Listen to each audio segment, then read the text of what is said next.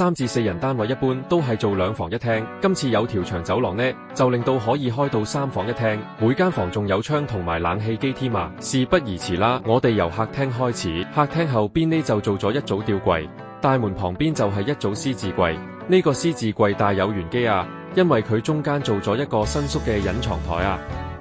咁可以根據你平時嘅需要，半開或者全開都可以。咁我哋繼續參觀客廳嘅部分啦。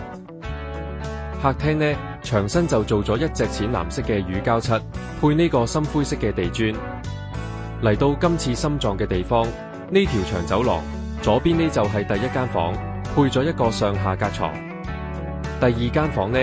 就係一個書台組合櫃連埋單人床，呢個走廊窗就可以將光線引入呢個客廳。咁主人房呢就係一組嘅大衣櫃，連埋一張雙人嘅油壓床。嚟到廚房部分啦，個顏色都係貫徹翻客廳嘅主色，中間做咗個不鏽鋼，容易清潔啦，又時尚。台面就做咗石英石，廁所呢就係做咗呢個乾濕分離嘅效果啦。嚟緊如果新公屋居屋準備入伙嘅，隨時可以揾我哋設計師幫你免費報價。